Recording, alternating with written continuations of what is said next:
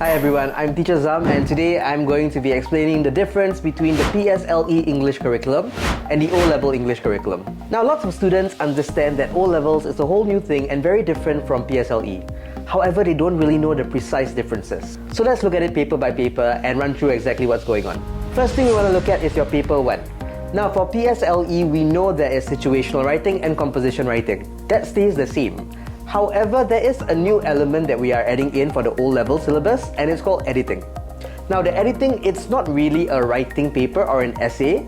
It's a way to test your language. The paper will give you a short little passage or paragraph, and you're meant to call out the grammatical errors and you're meant to correct it. That is worth 10 marks. Interestingly, situational writing is now worth 30 marks, and your essay is also worth 30 marks. When it comes to the word count for these two things, you will notice there is a really big difference. Your situational writing has gone from 150 words to 750 words. Continuous writing, it's about 750 words to score an AL1 or score very well for your PSLE English. Now for secondary school, you're going to need about 850 words. Understandably, the time limit has increased as well, from an hour 10 minutes to an hour and 50 minutes.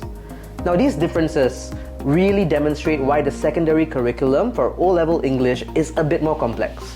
But do not worry, there are specific ways to go about responding to each of these sections to ensure you do well. Situational writing is the first one I'm going to be going a little bit more in-depth with. Situational writing in primary school. They give you a little bit of a situation, they give you all the information, you're basically meant to follow a few steps and then write whatever format it is you were writing. Whereas in secondary school now, it becomes quite different. There is a lot of information that's going to be presented to you, and based on the information, based on your understanding of question requirements and your own creative thinking ability, you have to come up with these new situational writing formats, and then you have to write it as such. The greatest challenge when it comes to situational writing, the answers cannot always be found in the graphic stimulus.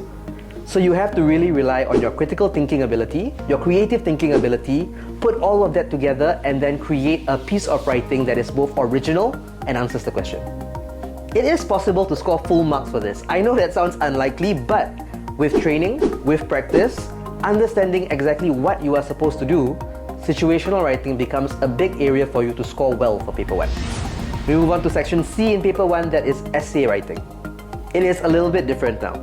You are going to be given 4 questions, and these 4 questions will all be for different types of essays. The term we use is essay genres, but all you need to understand is that there are now many different types of essays. There are factual essays, there are fictional essays, and you will be given a choice at your O-level exams. Out of these 4 questions, you have to pick one. Here are some of the examples that we are looking at. Question 4, it was my proudest moment, write about a time when you felt like this. That is what we call a personal reflective essay. It's quite similar to what we've done in primary school. It is a narrative, a story still, but you also have questions like question 6.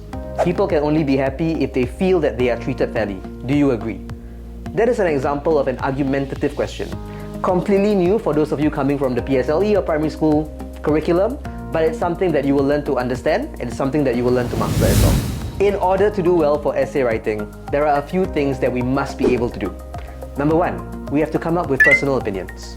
We cannot just consume content and then regurgitate it. We have to think deeply about it and think of how we are going to respond to it. We then need to consider alternative perspectives. If we are looking at an argument, we have to see both sides. We have to be able to argue both sides. And we have to think about how we are going to respond and pick one side that we want to emphasize. Therefore, we come to having relevant, reasoned evaluation, where we need to take information, kind of evaluate it, understand it more deeply, and then explain that information in our own words. We also need to be very aware of the world around us, so that we can understand and then incorporate social issues. All of these things are things that you will be able to master and learn if you put in the effort and if you understand how to go about doing it. That's just paper 1. We are also going to be talking about paper 2, which is known as the comprehension paper. Once again, let's compare with our PSLE paper. For your paper 2, you have your booklet A, which is your MCQs, and then you have booklet B, structured and then the open-ended comprehension.